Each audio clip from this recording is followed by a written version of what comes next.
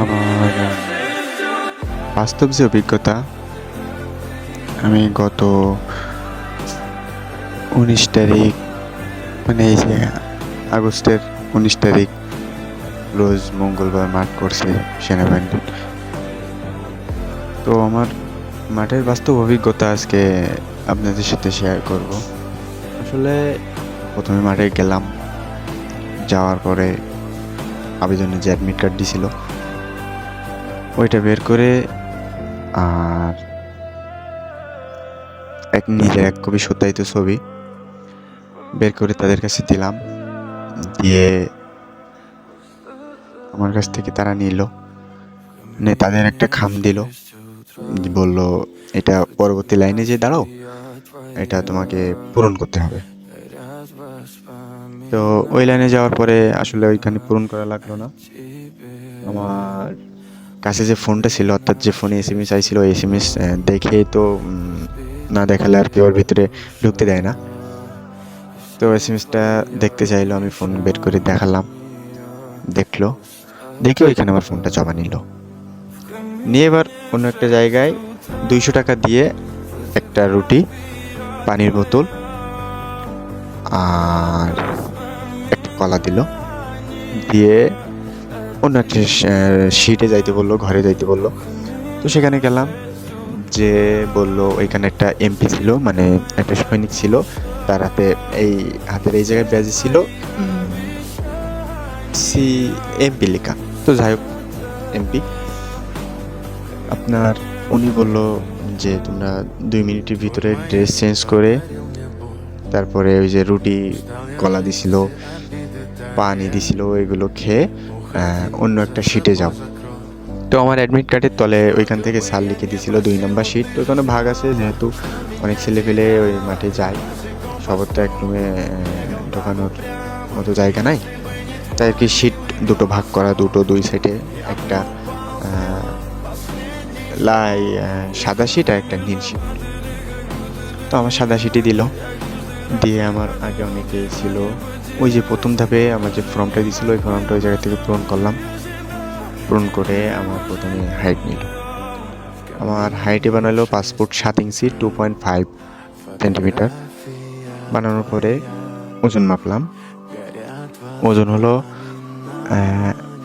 123 pound, অর্থাৎ ওদের pound অনুযায়ী মনে হয় 2 পাউন্ড অনুযায়ী 1 কেজি। তো এরকম যাই হোক, কত আসলো, 56-57 আসলো। আসার পরে অন্য একটা লাইনে দাঁড়ায় দিল। সেই লাইনে যাওয়ার পরে আমি আস্তে আস্তে যখন আমার সিরিয়াল আসলো, আমি স্যারকে সালাম দিলাম, দিয়ে বললাম আমার বাসা সাতক্ষীরায়, আমার রোল এত, আমার নাম এই, আমার আব্বা একজন ভ্যান ড্রাইভার। তো বলার পরে তিনি আমাকে দেখলো, দেখে আমার হাত পা ঘামে কিনা, পায়ের হাঁটুর ওইখানে ভেরিকোজ ভেইন আছে কিনা, তারপরে আমার দাঁতে কোনো সমস্যা আছে কিনা, মাথার চুল পড়ে কিনা, কানে সমস্যা আছে কিনা, নাকি পলি আছে কিনা, হাড় বাঁকা কিনা, সব কিছু দেখলো। দেখে বললো তুমি এই জায়গা থেকে, মানে ওদের এই যে রুমের ভিতরে ওই এই মাথা থেকে এই মাথা পর্যন্ত আমাকে হাঁটতে বললো। তো আমি হাঁটলাম, 1-2বার হাঁটার পরে বললো তোমার আর হাঁটা লাগবে না, তোমার হাঁটার কোয়ালিফিকেশন ভালো। জি স্যার। বলার পরে আমাকে বললো একটু দৌড়াও, যতটুকু হাঁটছি অতটুকু দৌড়াও। এবার 1-2বার দৌড়ানোর পরে আর বললো তোমাকে আর দৌড়ানো লাগবে না। তো আমি আর দৌড়ালাম না। এবার আমার বুক ডাউন দিতে বললো। বুক ডাউন যে 3টা দিছি, তখন বললো ঠিক আছে, গুড, সাবাস, তুমি কি বাসায় জিম টিম করো? বললাম টুকটাক মাঝে করা হয়, একটু প্র্যাকটিসের উপরে থাকি আর কি। তারপরে 2 হাত এমনভাবে মাজা নিয়ে উঠলাম বসলাম, এমনভাবে 20টা দিলাম। দেওয়ার পরে আমাকে এক সাইডে রাখলো। এমন করতে করতে আমাদের সিটে 9 জনের এক সাইডে রাখলো, মানে এই 9 জন আমরা সিলেক্টেড হয়েছি। এখন আমাদের প্রাথমিক মেডিকেল করবে। পুনরায় আমাদের আবার কান দেখলো, নাক দেখলো, চোখ দেখলো, কালার ব্লাইন্ড টেস্ট করলো। সব কিছুতে আমরা উত্তীর্ণ হলাম। হওয়ার পরে আমাদের এবার চূড়ান্ত মেডিকেল, আগে তো প্রাথমিক মেডিকেল করলাম, এবার চূড়ান্ত মেডিকেল।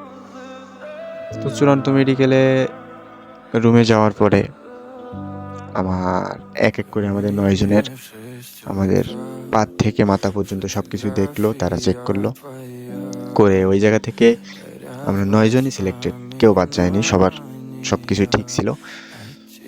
এবার ওই জায়গাতে আসার পরে যখন আমরা রিটেনের জন্য প্রস্তুতি নিচ্ছি, সেই সময় একটা স্যার আসলো এখানে, এসে কোনো কারণ ছাড়া আমারে বললো তুমি ড্রেস করে নাও। এবার আমি ভাবলাম কি জানি না, তাদের উপরে তো কথা বলা যায় না, যেহেতু তারা স্যার, তারা গুরুজন। আমি ড্রেস করে নিলাম।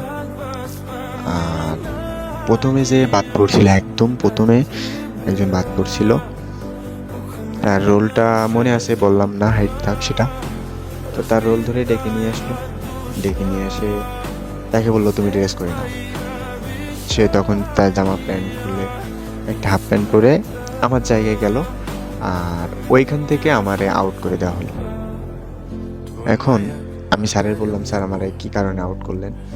তো স্যার আমারে কোনো কারণ ছাড়াই বললো তর্ক করো না, তর্ক করিস না, তুই এই মুহূর্তে বাদ পড়ে গেছিস, এরকম কিছু বলে আমার ওখান থেকে বের করে নিয়ে তাকে সিলেক্ট করে নিল।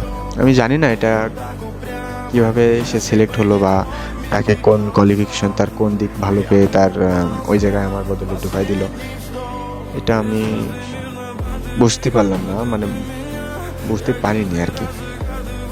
তো যাই হোক, হয়তো বা আমার কপালে ছিল না, তার কপালে আছে।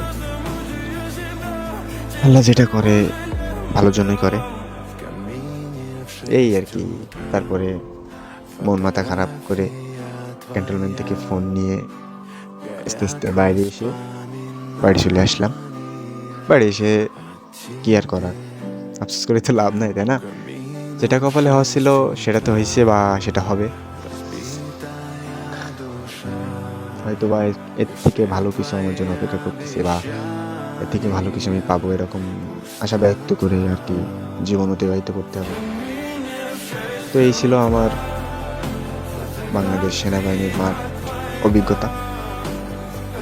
তো আপনারা সবাই আমার জন্য দোয়া করবেন, আর আপনাদের জন্য দোয়া রইল, আপনারা যাতে অনেক ভালো কিছু হতে পারেন, অনেক ভালো জায়গায় যেতে পারেন। আসসালামু আলাইকুম। দোয়া করবেন সবাই আমার জন্য।